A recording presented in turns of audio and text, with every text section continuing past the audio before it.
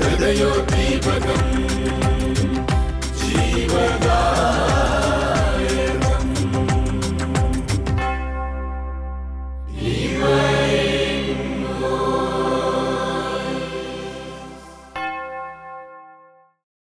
ഈശോ മിശിഹായിക്ക് സ്തുതിയായിരിക്കട്ടെ.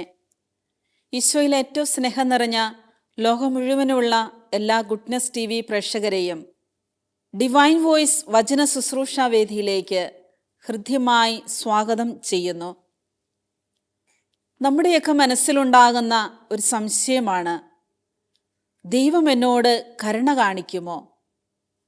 ഞാൻ വലിയ പാപങ്ങൾ ചെയ്ത വ്യക്തിയാണ്, ഞാനൊരു പാപിയാണ്, എൻ്റെ ഈ പാവങ്ങളൊക്കെ ദൈവം ക്ഷമിക്കുമോ?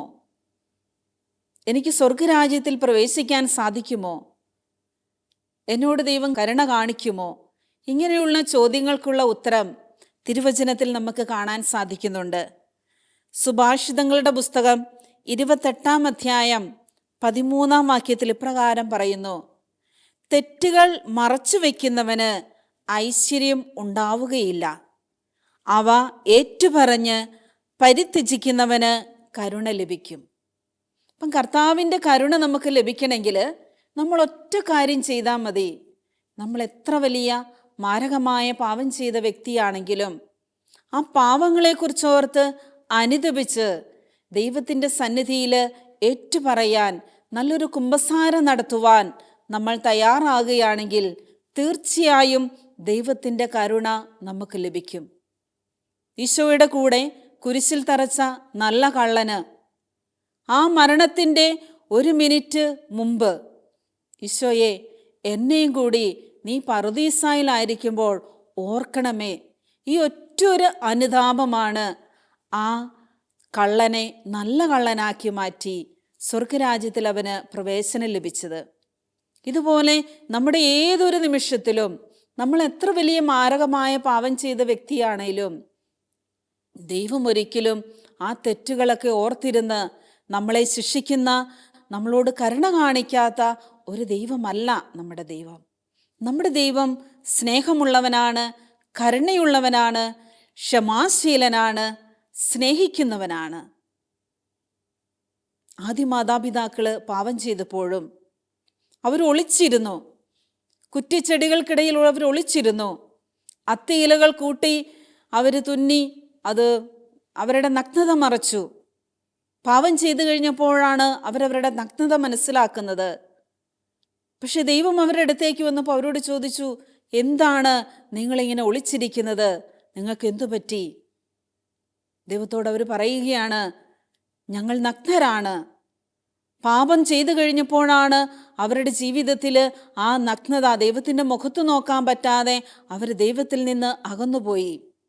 അത്രയും ദിവസം ഒന്നിച്ച് കൈകോർത്ത് പറുദീസായിൽ കൂടി ഈ ദൈവവും മനുഷ്യരും തമ്മിൽ നല്ലൊരു സ്നേഹബന്ധത്തിൽ ആദവും ഹവ്വായും ഉല്ലസിച്ച് നടന്നിരുന്ന തിരുവചനത്തിൽ നമുക്ക് കാണാൻ സാധിക്കുന്നുണ്ട്. പക്ഷേ പാപം ചെയ്തു കഴിഞ്ഞപ്പോൾ അവരറിയാതെ തന്നെ ദൈവത്തിൽ നിന്ന് അകന്നു. അവർക്ക് കുറ്റബോധമുണ്ടായി, അവർക്ക് പാപബോധമുണ്ടായി, ഞങ്ങൾക്ക് തെറ്റുപറ്റി. പക്ഷേ ആ ദൈവത്തിൻ്റെ സന്നിധിയിൽ ദൈവം ചോദിച്ചപ്പോൾ അവരുടെ അവസ്ഥകൾ അവർ പറഞ്ഞു. ഞങ്ങൾക്ക് തെറ്റുപറ്റി, ഞങ്ങൾ നഗ്നരാണ്. പക്ഷേ നോക്കുക, ആ അവരുടെ നഗ്നത മറയ്ക്കുവാൻ വേണ്ടി ദൈവം അവർക്ക് ഉടയാട ഉണ്ടാക്കി കൊടുത്ത് അവരോട് കരുണ കാണിച്ച ദൈവമാണ് നമ്മുടെ ദൈവം. ഇതാണ് നമ്മുടെ ദൈവം നമ്മളോട് കാണിക്കുന്ന കാരുണ്യം, സ്നേഹം. ബാറൂക്ക് പ്രവാചകനിൽ കൂടി നമുക്ക് കാണാൻ സാധിക്കുന്നുണ്ട്. 4-ാം അധ്യായം 28-ാം വാക്യത്തിൽ, ദൈവത്തിൽ നിന്ന് അകലാൻ കാണിച്ചതിൻ്റെ 10 ഇരട്ടി തീഷ്ണതയോടെ തിരിച്ചു വന്ന് അവിടുത്തെ തേടുവിൻ. ദൈവത്തിൽ നിന്ന് അകലാൻ കാണിച്ചതിൻ്റെ, നമ്മൾ എത്രമാത്രം ദൈവത്തിൽ നിന്ന് അകന്നു പോയാലും നമ്മൾ തിരിച്ചു വരാൻ തയ്യാറാകണം. അതന്നാണ് നമുക്ക് തിരുസഭ നൽകിയിരിക്കുന്ന ഏറ്റവും വലിയ അനുഗ്രഹമാണ്. അതായത് നമുക്ക് ദൈവം നൽകിയിരിക്കുന്ന ഏറ്റവും വലിയ അനുഗ്രഹമാണ് കുമ്പസാരം എന്ന കൂദാശ. ഈ കുമ്പസാരത്തിൽ കൂടി നമുക്ക് തിരിച്ചു വരാനുള്ള അവസരമാണ്. നല്ലൊരു കുമ്പസാരം നടത്തി കഴിയുമ്പോൾ, പ്രായശ്ചിത്തം ചെയ്തു കഴിയുമ്പോൾ നമ്മുടെ ജീവിതത്തിലേക്ക് ദൈവത്തിൻ്റെ കരുണ ഒഴുകുന്ന നിമിഷമാണ്. സാത്താൻ്റെ കയ്യിലിരിക്കുന്ന ഒരു ആത്മാവിനെ മാലാഖമാര് തൻ്റെ കരങ്ങളിലേക്ക് സ്വീകരിക്കുന്ന അവസരമാണ് കുമ്പസാരം.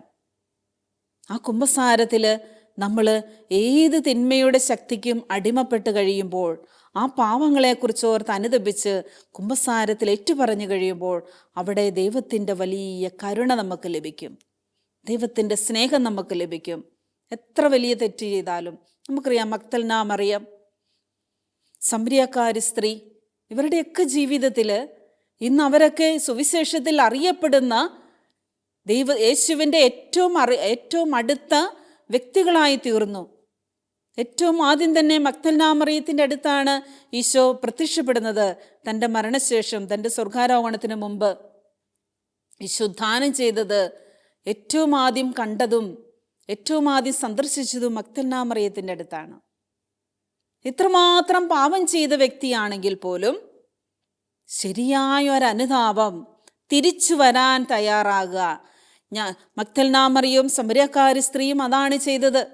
അവരുടെ ജീവിതത്തിൽ അവർ എത്രമാത്രം ദൈവത്തിൽ നിന്ന് അകന്നുപോയി പാപം ചെയ്ത വ്യക്തികളാണെങ്കിൽ അവരുടെ പാപങ്ങൾ ദൈവം ക്ഷമിച്ച നിമിഷത്തിൽ തന്നെ ഈശോ പറഞ്ഞു, നീ സമാധാനത്തിൽ പോവുക.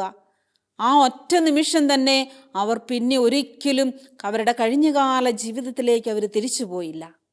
അതിനെക്കുറിച്ച് അവർ ചിന്തിച്ചിട്ട് പോലുമില്ല. അവരൊരു പുതിയ വ്യക്തിയായി തീർന്നു, മാനസാന്തരപ്പെട്ടു. അവിടെയാണ് ഈശോയുടെ സ്നേഹം അവർക്ക് അനുഭവിച്ചറിയാൻ സാധിച്ചത്. നമ്മൾ എത്രമാത്രം ദൈവത്തിൽ നിന്ന് അകന്നു പോകുന്നുവോ അതിൻ്റെ 10 ഇരട്ടി തീഷ്ണതയോടെ തിരിച്ചു വന്ന് ഈശോയെ തേടുമ്പോൾ, ഈശോയ്ക്ക് വേണ്ടി ജീവിക്കുവാൻ തയ്യാറാകുമ്പോൾ, ആ ചെയ്തുപോയ അകന്നുപോയ ആ പാപത്തിന് പരിഹാരമായി നമ്മൾ ഏറ്റവും കൂടുതൽ അടുക്കുമ്പോൾ അവിടെയാണ് ദൈവം നമ്മളിലേക്ക് കൃപ വർഷിക്കുന്നത്, സ്നേഹം വർഷിക്കുന്നത്, സമാധാനം വർഷിക്കുന്നത്, നമ്മുടെ കുടുംബം അനുഗ്രഹിക്കപ്പെടുന്നത്. നമുക്കറിയാം, ഇന്ന് ലോകം മുഴുവനുമുള്ള പല വചന പ്രഘോഷണ വേദിയിലും വചനം പങ്കുവയ്ക്കുന്ന വ്യക്തികളുടെ ജീവിത സാക്ഷ്യങ്ങൾ കേൾക്കുമ്പോൾ നമ്മൾ ഓർക്കും, ഇവരൊക്കെ നേരത്തെ വിശുദ്ധരായിട്ടിങ്ങ് പറഞ്ഞതാ. ഒന്നുമല്ല, ഏതെങ്കിലുമൊക്കെ ജീവിത സാഹചര്യത്തിൽ ദുശീലങ്ങളിൽ കൂടി പാപ സാഹചര്യങ്ങളിൽ കൂടിയൊക്കെ കടന്നുപോയവരാ. പക്ഷെ ഏത് പാപ സാഹചര്യത്തിലും ഏത് ദുശീലങ്ങളിൽ കൂടി കടന്നുപോയ വ്യക്തികളാണെങ്കിലും അവരത് തെറ്റ് തിരിച്ചറിഞ്ഞ് ദൈവസ്നേഹത്തിൽ നിന്ന് അകന്നുപോയതിൻ്റെ 10 ഇരട്ടി തീഷ്ണതയോടെ ദൈവത്തിന് വേണ്ടി പ്രവർത്തിക്കുവാൻ തയ്യാറായ ആ നിമിഷം തന്നെ കർത്താവിൻ്റെ കരുണ, സ്നേഹം അവരനുഭവിച്ചറിഞ്ഞു. അത് അനുഭവിച്ചറിഞ്ഞ വ്യക്തികളായതുകൊണ്ടാണ് അവർക്ക് പിന്നീട് കർത്താവിനോട് കൂടെയായിരിക്കുവാൻ, ആ സ്നേഹം അനുഭവിക്കുവാൻ, ആ ശക്തി അനുഭവിക്കുവാൻ. നമുക്കറിയാം, നമ്മുടെ പ്രിയപ്പെട്ട പത്രോസ്ലിഹായിക്ക് പറ്റിയതുപോലെ തൻ്റെ ബലഹീനത, തൻ്റെ കുറവ് അത് ഏറ്റുപറയാൻ തയ്യാറായി, തിരുത്തുവാൻ തയ്യാറായി. അവിടെ ദൈവം അവനെ ഏറ്റവും വലിയ ശക്തിയാക്കി മാറ്റി, സഭയുടെ തലവനാക്കി മാറ്റി. ഇതുപോലെ നമ്മുടെ വ്യക്തി ജീവിതത്തിലും ദൈവത്തിൻ്റെ അനുഗ്രഹം, കൃപ നമുക്ക് കൂടുതലായി ലഭിക്കുന്നത് പാപത്തെയും പാപ സാഹചര്യങ്ങളെയും വെറുത്തുപേക്ഷിച്ച് ദൈവത്തിൻ്റെ സന്നിധിയിലേക്ക് നല്ലൊരു കുമ്പസാരത്തിന് വേണ്ടി നമ്മൾ അണയുമ്പോഴാണ്. നല്ലൊരു കുമ്പസാരത്തിൽ കൂടിയാണ്. പലർക്കും ഇപ്പം എൻ്റെ അടുക്കൽ കൗൺസിലിങ്ങിനൊക്കെ വരുമ്പോൾ, പ്രാർത്ഥിക്കാൻ വരുമ്പോൾ എനിക്ക് കാണാൻ സാധിക്കുന്ന വലിയൊരു സത്യമുണ്ട്.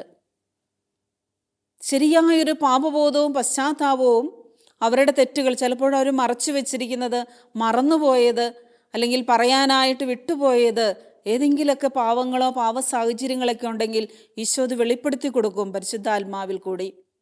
അപ്പോഴായിരിക്കും അവരതിനെക്കുറിച്ച് ചിന്തിക്കുന്നത്, മനസ്സിലാക്കുന്നത്.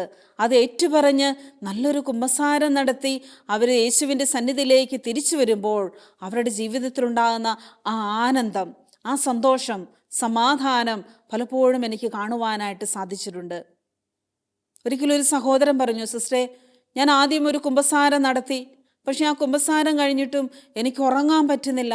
എൻ്റെ മനസ്സ് ഭയങ്കര അസ്വസ്ഥമാണ്. ചെയ്തു പോയ പാവങ്ങളെക്കുറിച്ച് ഓർത്ത് വീണ്ടും വീണ്ടും അതിങ്ങനെ തികട്ടി വന്നുകൊണ്ടിരിക്കുക. എനിക്കിത് മറക്കാൻ പറ്റുന്നില്ല. കണ്ണടയ്ക്കുമ്പോൾ ഞാൻ ചെയ്തു പോയ പാവമാണ് എൻ്റെ കൺമുമ്പിൽ വരുന്നത്. എനിക്ക് ഉറങ്ങാൻ പറ്റുന്നില്ല. അപ്പോൾ അദ്ദേഹത്തിൻ്റെ ജീവിതത്തിലേക്ക് വീണ്ടും നല്ലൊരു കുമ്പസാരത്തിന് ഓരോ പാവങ്ങളും ഏറ്റുപറഞ്ഞ് പശ്ചാത്താപത്തോടുകൂടി ഞാൻ ഏറ്റുപറയുന്ന നിമിഷത്തിൽ തന്നെ ദൈവം അത് ക്ഷമിച്ചു എന്ന് വിശ്വസിച്ചുകൊണ്ട് ആ കുറ്റബോധം ഉപേക്ഷിച്ച്, നിരാശ ഉപേക്ഷിച്ച് ദൈവത്തിൻ്റെ സന്നിധിയിലേക്ക് നല്ലൊരു കുമ്പസാരത്തിന് എല്ലാം ആദ്യം മുതൽ എല്ലാം ഓർത്ത് തൻ്റെ ജീവിതത്തിൽ ആ നിരാശയും കുറ്റബോധവും ഒക്കെ ഉപേക്ഷിച്ച് നല്ലൊരു കുമ്പസാരത്തിന് വീണ്ടും അദ്ദേഹത്തെ ഒരുക്കി. ആ കുമ്പസാരം കഴിഞ്ഞപ്പോൾ അദ്ദേഹം എന്നോട് പറഞ്ഞു, സിസ്റ്ററെ, ഇപ്പോഴെനിക്ക് സമാധാനമായി, എനിക്ക് നന്നായിട്ട് ഉറങ്ങാൻ പറ്റുന്നുണ്ട്, എൻ്റെ ആ ഭയമൊക്കെ മാറി, എനിക്ക് ഉറങ്ങാൻ പറ്റുന്നില്ലായിരുന്നു. അതുകൊണ്ട് നമ്മൾ ഏറ്റവും ആദ്യം ഇന്ന് പരിശുദ്ധാത്മാവ് വരങ്ങളും ദാനങ്ങളും നമുക്ക് നൽകുന്നതിൻ്റെ ഉദ്ദേശം ഇതാ: ശരിയായ പാപബോധത്തിലേക്ക്, പശ്ചാത്താപത്തിലേക്ക് മനുഷ്യരെ നയിക്കുക. അതിനു വേണ്ടിയിട്ടാണ് ഈ വരങ്ങളൊക്കെ നമ്മൾ ഉപയോഗിക്കേണ്ടത്. അതാണ് ഇന്ന് മനുഷ്യർക്ക് ആവശ്യമുള്ളത്. അതിനു പകരം ചിലരൊക്കെ എൻ്റെ ഭാവി എന്താണ്, എൻ്റെ ജോലി എങ്ങനെയാണ്, എൻ്റെ വിവാഹം എന്താണ്, എപ്പം നടക്കും, എങ്ങനെ നടക്കും, ആര്, ഇതൊക്കെയാണ് ചിലരൊക്കെ ചിന്തിക്കുന്നത്. എന്നാൽ അതല്ല, നമ്മുടെ വ്യക്തി ജീവിതത്തിൽ നല്ലൊരു കുമ്പസാരം നടത്തി നന്നായിട്ട് നമ്മൾ പ്രാർത്ഥിച്ച് നമ്മൾ വിശ്വാസത്തോടുകൂടി ദൈവതിരുസന്നിധിയിൽ വിശുദ്ധമായ ഒരു ജീവിതം നയിക്കാൻ തീരുമാനിച്ചു കഴിയുമ്പോൾ തന്നെ നമ്മുടെ പ്രാർത്ഥനകൾക്ക് അവിടുന്ന് ഉത്തരം തരും. നമ്മുടെ തടസ്സങ്ങളൊക്കെ അവിടെ നിന്ന് മാറിപ്പോകും. അവിടെ ദൈവത്തിൻ്റെ കൃപയൊഴുകി വരും. അതുകൊണ്ടാണ് ബാറൂക്ക് പ്രവാചകൻ പറയുന്നത്, ദൈവത്തിൽ നിന്ന് അകലാൻ കാണിച്ചതിൻ്റെ 10 ഇരട്ടി തീഷ്ണതയോടെ തിരിച്ചു വന്ന് അവിടുത്തെ തേടുവിനെന്ന് പറയുന്നത്. വീണ്ടും നമുക്ക് കാണാൻ സാധിക്കുന്നു ബാറൂക്ക് പ്രവാചകന്റെ പുസ്തകത്തിൽ 4-ാം അധ്യായം 30-ാം വാക്യത്തിൽ, ജെറുസലേമേ ധൈര്യമായിരിക്കുക, നിനക്ക് പേരിട്ടവൻ തന്നെ നിനക്ക് ആശ്വാസമരുളും, നിന്നെ പീഡിപ്പിച്ചവനും നിന്റെ വീഴ്ചയിൽ സന്തോഷിച്ചവനും ദുരിതം അനുഭവിക്കും, നിന്റെ മക്കളെ അടിമകളാക്കിയ പട്ടണങ്ങൾ ദുരിതം അനുഭവിക്കും. നമ്മളെ പീഡിപ്പിച്ചവരെ ഓർത്ത് നമുക്കിപ്പോഴും പകയാ, നീരസമാ, ക്ഷമിക്കാൻ പറ്റത്തില്ല. അവർ കാരണമാണ്, അല്ലെങ്കിൽ അവരെന്നോട് ഇങ്ങനെ ചെയ്തതുകൊണ്ടാണ് എൻ്റെ ജീവിതത്തിൽ തകർച്ചയുണ്ടായത്, ദുരിതമുണ്ടായത്, ഞാൻ ഇങ്ങനെയായി പോയത്, എൻ്റെ കുടുംബം ഇങ്ങനെ നശിച്ചു പോയത്.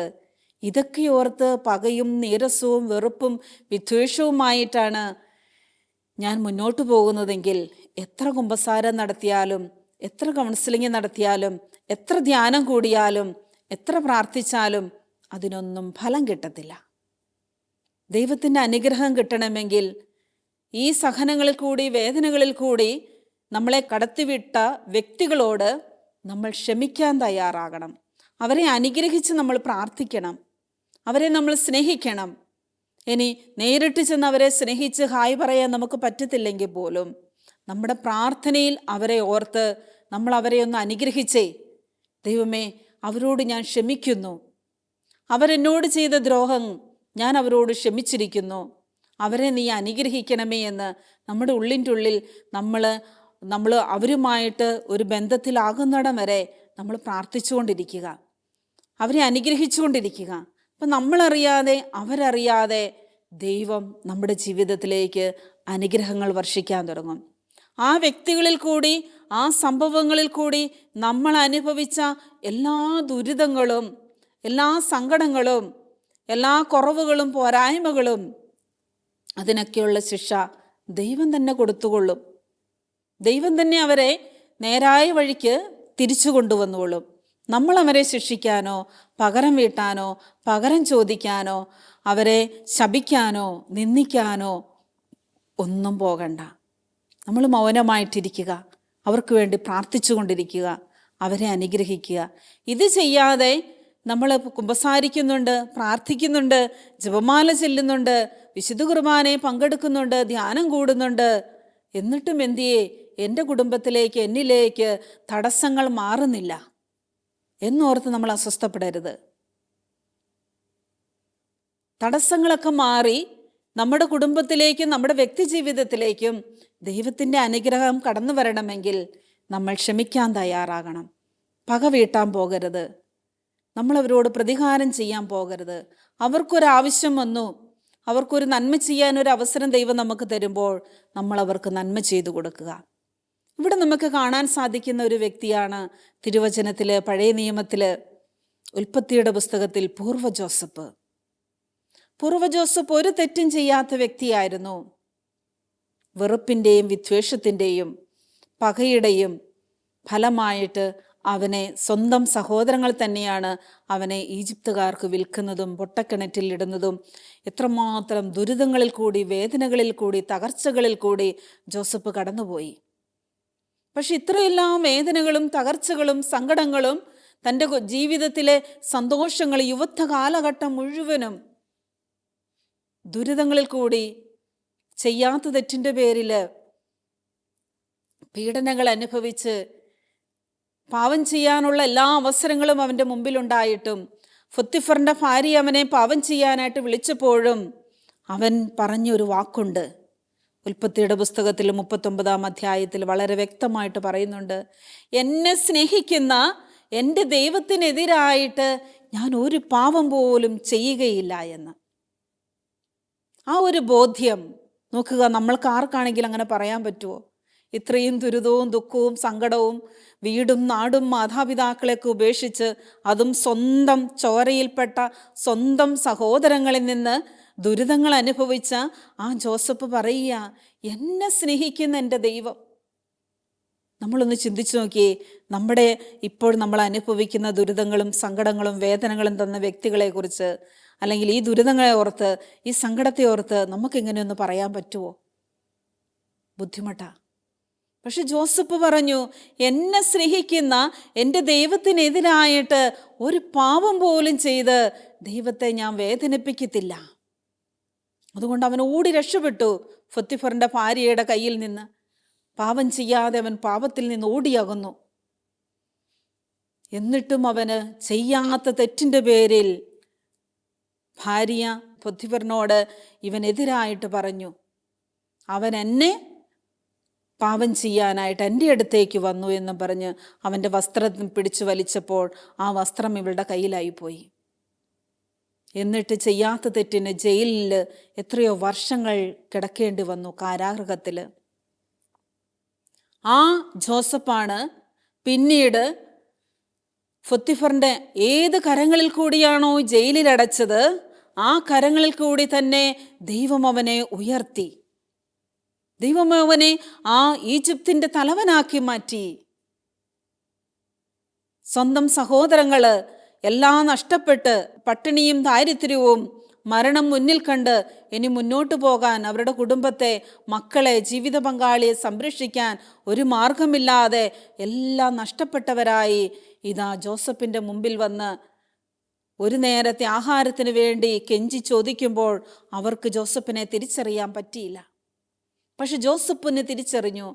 ജോസഫ് അവരോട് പറഞ്ഞു, സഹോദരന്മാരെ, നിങ്ങൾ എനിക്കെതിരായിട്ട് തിന്മ ചെയ്തു, പക്ഷെ ദൈവം അത് നന്മയാക്കി മാറ്റി. നിങ്ങൾ അതുകൊണ്ട് വിഷമിക്കുകയോ വിഷാദിക്കുകയോ വേണ്ട. ഞാൻ നിങ്ങളെയും നിങ്ങളുടെ കുടുംബത്തെയും നിങ്ങളുടെ മക്കളെയും ഞാൻ സംരക്ഷിച്ചു കൊള്ളാം.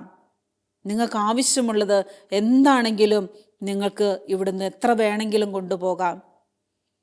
പോയി അപ്പനെയും അമ്മയും സഹോദരങ്ങളെല്ലാം കൂട്ടിക്കൊണ്ടുവന്ന് നിങ്ങൾക്ക് ഇവിടെ തന്നെ താമസിക്കാം. പിന്നീടുള്ള കാലം ജോസഫിൻ്റെ സഹോദരങ്ങളും അപ്പനും എല്ലാം അവിടെയാണ് താമസിച്ചത്. മരണം വരെ അവിടെയായിരുന്നു ജീവിച്ചിരുന്നത്. ഇന്ന് പറഞ്ഞതുപോലെ പ്രിയപ്പെട്ടവരെ, നമ്മുടെയൊക്കെ കുടുംബത്തിൽ ഏതെങ്കിലും ഒരു വ്യക്തിയിൽ കൂടി നമ്മൾ സഹിക്കുന്ന സഹനങ്ങൾ, വേദനകൾ, ദുരിതങ്ങൾ, പ്രശ്നങ്ങൾ, പ്രതിസന്ധികൾ നമ്മൾ പകരം വീട്ടാനോ പകരം ചോദിക്കാനോ ഒന്നും പോകേണ്ട. ചിലപ്പോൾ ആ ദുരിതങ്ങളും സങ്കടങ്ങളും ദുഃഖങ്ങളുമൊക്കെ ഏത് കരങ്ങളിൽ കൂടിയാണോ. കഴിഞ്ഞ ദിവസം ധ്യാനത്തിന് വന്ന ഒരു സഹോദരൻ പറയുകയായിരുന്നു, സിസ്റ്ററെ, എൻ്റെ വീട്ടിൽ എൻ്റെ അമ്മ, അപ്പന്, സഹോദരങ്ങൾ എല്ലാം ഉപേക്ഷിച്ചു. അമ്മ ഒറ്റയ്ക്കേ ഉള്ളൂ. അമ്മയെ ശുശ്രൂഷിക്കാൻ ആരുമില്ല. എൻ്റെ ജോലി നഷ്ടപ്പെട്ടു. എനിക്ക് മുന്നോട്ട് പോകാൻ യാതൊരു മാർഗവുമില്ല. പക്ഷേ എന്നെ തള്ളിപ്പറഞ്ഞ ഒരു കാലഘട്ടമുണ്ടായിരുന്നു. എനിക്ക് വിദ്യാഭ്യാസമില്ലാത്തതിൻ്റെ പേരിൽ, ജോലിയില്ലാത്തതിൻ്റെ പേരിൽ എന്നെ കുടുംബത്തിലുള്ളവരൊക്കെ മാറ്റി നിർത്തിയവരായിരുന്നു. ഇന്ന് ജോലിയും, നല്ല ഉയർന്ന ജോലിയും പണവും സമ്പത്തും എല്ലാമുള്ള എൻ്റെ ചേട്ടനെ വിശ്വസിച്ച് സ്നേഹിച്ച മാതാപിതാക്കൾക്ക് ഇന്ന് ഒന്നുമില്ലാത്ത അവസ്ഥ. അവൻ തിരിഞ്ഞു നോക്കത്തില്ല. പക്ഷേ അവർ തള്ളിപ്പറഞ്ഞ ഞാനാണ് ഇന്ന് അമ്മയെയും അപ്പനെയും ശുശ്രൂഷിക്കുന്നത്. അതുകൊണ്ട് നമ്മൾ എവിടെയാണോ, ആരാണോ നമ്മളെ തള്ളിപ്പറയുന്നത്, ആരാണോ നമ്മളെ ഉപേക്ഷിക്കുന്നത്, ആരാണോ നമുക്കെതിരായിട്ട് പ്രവർത്തിക്കുന്നത്, നമ്മൾ അവരോട് ക്ഷമിക്കുകയും പ്രാർത്ഥിക്കുകയും അവരോട് കരുണ കാണിക്കുകയും ചെയ്യുമ്പോൾ തീർച്ചയായിട്ടും നമ്മൾ അനുഭവിക്കുന്ന ദുരിതങ്ങളും ദുഃഖങ്ങളും സങ്കടങ്ങളുമൊക്കെ ദൈവം നമുക്ക് അനുഗ്രഹമാക്കി തരും. നമ്മൾ ഒറ്റ കാര്യം ചെയ്താൽ മതി, നമ്മൾ ക്ഷമിക്കാൻ തയ്യാറാകുക. നമ്മുടെ വേദനകളെയും സങ്കടങ്ങളെയും അല്ലെങ്കിൽ സഹനങ്ങളെ സഹിക്കാൻ പറ്റാതെ വന്നുപോയ നിമിഷങ്ങളൊക്കെ ഓർത്ത് മാപ്പ് ചോദിച്ച് നല്ലൊരു കുമ്പസാരത്തിനായിട്ട് നമ്മൾ ഒരുങ്ങുക, നല്ലൊരു കുമ്പസാരം നടത്തുക. ആ കുമ്പസാരം എന്ന് പറയുന്നത് സൗഖ്യത്തിൻ്റെ കൂദാശയാണ്, അനുഗ്രഹത്തിൻ്റെ കൂദാശയാണ്, വിടുതലിൻ്റെ കൂദാശയാണ്. നമ്മൾ നല്ലൊരു കുമ്പസാരം നടത്തി കഴിയുമ്പോൾ നമുക്ക് വിടുതൽ കിട്ടും, സൗഖ്യം കിട്ടും, മാനസികവും ശാരീരികവുമായി സൗഖ്യം കിട്ടും. എല്ലാവിധ തടസ്സങ്ങളിൽ നിന്നും പ്രശ്നങ്ങളിൽ നിന്നും നമുക്ക് ദൈവത്തിൻ്റെ കരുണയും സ്നേഹവും ലഭിക്കും. അതുകൊണ്ടാണ് ബാറൂക്ക് പ്രവാചകൻ നമ്മളോട് പറയുന്നത്, തിരിച്ചു വരിക. ദൈവസ്നേഹത്തിൽ നിന്ന് നമ്മൾ അകന്നു പോയിട്ടുണ്ടെങ്കിൽ തിരിച്ചു വരാൻ തയ്യാറാകുക, ഒരു ഉറച്ച തീരുമാനമെടുക്കുക. എൻ്റെ ജീവിതത്തിൽ സങ്കടങ്ങൾ വന്നപ്പോൾ, ദുഃഖങ്ങൾ വന്നപ്പോൾ, പാപം ചെയ്തപ്പോൾ ദൈവം എന്നോട് ക്ഷമിക്കത്തില്ല, എന്നോട് കരുണ കാണിക്കത്തില്ല, ഇങ്ങനെ ഏതെങ്കിലും തരത്തിൽ തെറ്റിദ്ധരിച്ച് ദൈവസ്നേഹത്തിൽ നിന്ന് അകന്നുപോയ വ്യക്തികളാണ് എന്നെ ശ്രവിച്ചുകൊണ്ടിപ്പോൾ ഇരിക്കുന്നതെങ്കിൽ, നിങ്ങളുടെ എല്ലാ വേദനകളിലേക്കും പ്രശ്നങ്ങളിലേക്കും പ്രതിസന്ധി ഘട്ടങ്ങളിലേക്കും ഈശോ കരുണയായി സ്നേഹമായി കടന്നു വരും. വിശ്വസിക്കുക, പ്രാർത്ഥിക്കുക, ദൈവത്തിൽ ആശ്രയിക്കുക, നല്ല ഒരു കുമ്പസാരം നടത്താനായിട്ട് തീരുമാനമെടുക്കുക. തുറന്നൊരു കുമ്പസാരം. സഹനങ്ങൾ വന്നപ്പോൾ എനിക്ക് സഹനത്തെ സ്വീകരിക്കാൻ പറ്റിയില്ല, സഹനങ്ങൾ തന്ന വ്യക്തികളോട് എനിക്കുണ്ടായ മനോഭാവം എന്താണ്? നന്മ ചെയ്യാൻ കിട്ടിയ അവസരം ഞാൻ നന്മ ചെയ്തില്ല, അവർ നശിച്ചു പോകണമെന്ന് ഞാൻ ആഗ്രഹിച്ചു, ഞാൻ പ്രാർത്ഥിച്ചു, പ്രതീക്ഷിച്ചു, അവരുടെ തകർച്ചയ്ക്ക് വേണ്ടി ഞാൻ കാത്തിരുന്നു. ഇങ്ങനെ ഏതെങ്കിലുമൊക്കെ തരത്തിലുള്ള പാപങ്ങൾ നമ്മളിൽ വന്നിട്ടുണ്ടെങ്കിൽ അതൊക്കെ ഏറ്റുപറഞ്ഞ് നമ്മുടെ ശത്രുക്കളെ അനുഗ്രഹിച്ച്, ഇനി ഒന്നും ചെയ്യാൻ പറ്റുന്നില്ല, നമുക്ക് പ്രാർത്ഥിക്കാൻ പറ്റുന്നില്ലെങ്കിൽ, അവരെ അനുഗ്രഹിക്കാൻ പറ്റുന്നില്ലെങ്കിൽ, ഈശോ നമ്മളെ പഠിപ്പിച്ച ഒരു പ്രാർത്ഥനയുണ്ട്, സ്വർഗസ്ഥനായ പിതാവേ എന്ന പ്രാർത്ഥന. ഈ പ്രാർത്ഥന ചൊല്ലിക്കഴിയുമ്പോൾ നമ്മുടെ കുടുംബം അനുഗ്രഹിക്കും, നമ്മുടെ ജീവിതം അനുഗ്രഹിക്കും, തകർച്ചകളിൽ നിന്നും തടസ്സങ്ങളിൽ നിന്നും നമുക്ക് വിടുതൽ കിട്ടും. അപ്പോൾ നമ്മളെ വേദനിപ്പിച്ച എല്ലാ വ്യക്തികളെ സമർപ്പിച്ച് ഈശോ പഠിപ്പിച്ച ആ സ്വർഗസ്ഥനായ പിതാവേ എന്നുള്ള പ്രാർത്ഥന നമ്മൾ അവരെ വേദനിപ്പിച്ച വ്യക്തികളെ ഓർത്ത് അവരെ അനുഗ്രഹിക്കണമേ എന്നോർത്ത് നമ്മൾ ആ ജപം ചൊല്ലി പ്രാർത്ഥിക്കുക. ആ സ്വർഗസ്ഥനായ പിതാവിൻ്റെ ശക്തിയാൽ, ആ പ്രാർത്ഥനയുടെ ശക്തിയാൽ നമുക്ക് ക്ഷമിക്കാൻ പരിശുദ്ധാത്മാവിൻ്റെ ശക്തി നമ്മുടെ മേൽ വന്ന് നിറയും. നമുക്ക് ക്ഷമിക്കാൻ പറ്റും. പരിശുദ്ധി അമ്മ തൻ്റെ പ്രിയപ്പെട്ട മകനെ ക്രൂശിച്ചവരോട് ക്ഷമിക്കാനും സ്നേഹിക്കാനും കരുണ കാണിക്കാനും, ഈശോയുടെ ശിഷ്യന്മാർ ഒറ്റുകൊടുത്തവരോടും തള്ളിപ്പറഞ്ഞവരോടും ക്ഷമിക്കാൻ, അവരെ ചേർത്ത് പിടിക്കാൻ, സ്നേഹിക്കാൻ ഒക്കെ സാധിച്ച പരിശുദ്ധി അമ്മയെ പോലെ അമ്മയിൽ നിറഞ്ഞു നിന്നിരുന്ന ആ പരിശുദ്ധാത്മാവിൻ്റെ ശക്തി നമ്മളിലും ഒരു പുതിയൊരു പന്തക്കുസ്ത അനുഭവം ഞങ്ങളിലേക്കും വർഷിക്കണമേ, പരിശുദ്ധാത്മാവിനെ ഞങ്ങളെ നിറയ്ക്കണമേ എന്ന് നമുക്ക് പ്രാർത്ഥിക്കാം. സെഹിയോൻ ശാലയിൽ ശിശു സമൂഹത്തോട് ചേർന്നിരുന്ന് പ്രാർത്ഥിച്ചപ്പോഴാണ് അവരുടെ മേൽ പരിശുദ്ധാത്മാവിൻ്റെ ശക്തി വന്ന് നിറഞ്ഞത്. നമുക്കും ഈ നിമിഷം പരിശുദ്ധി അമ്മയോട് ചേർന്ന് ഒരു പുതിയൊരു പന്തക്കുസ്ത അനുഭവം ഞങ്ങൾക്കും ഞങ്ങളുടെ ജീവിതത്തിലേക്കും ഞങ്ങളുടെ കുടുംബത്തിലേക്കും വർഷിക്കണമേ എന്ന് പ്രാർത്ഥിച്ചുകൊണ്ട് നമുക്ക് പരിശുദ്ധി അമ്മയോട് ചേർന്ന് മധ്യസ്ഥം അപേക്ഷിക്കാം. പരിശുദ്ധാത്മാവിനാൽ ഞങ്ങളെ നിറയ്ക്കണമേ. ഞങ്ങളെ വേദനിപ്പിച്ചവരോട്, ഞങ്ങൾക്ക് സഹനങ്ങൾ നൽകിയവരോട് ക്ഷമിക്കുവാൻ, ദൈവസ്നേഹത്തിൽ നിന്ന് ഞങ്ങൾ അകന്നു പോയിട്ടുണ്ടെങ്കിൽ ഈശോയെ ദൈവസ്നേഹത്തിലേക്ക് അടുക്കുവാൻ അമ്മേ ഞങ്ങൾക്ക് വേണ്ടി മാധ്യസ്ഥം വഹിക്കണമേ. നന്മ നിറഞ്ഞ മറിയമേ സ്വസ്തി, കർത്താവ് അങ്ങയുടെ കൂടെ, സ്ത്രീകളിൽ അങ്ങ് അനുഗ്രഹിക്കപ്പെട്ടവളാകുന്നു, അങ്ങയുടെ ദുരിതം ഫലമായി ഈശോ അനുഗ്രഹിക്കപ്പെട്ടവനാകുന്നു. പരിശുദ്ധ മറിയമേ തമ്പുരാൻ്റെ അമ്മേ, പാപികളായ ഞങ്ങൾക്ക് വേണ്ടി എപ്പോഴും ഞങ്ങളുടെ മരണസമയത്തും തമ്പുരാനോട് അപേക്ഷിക്കണമേ. ആമേൻ.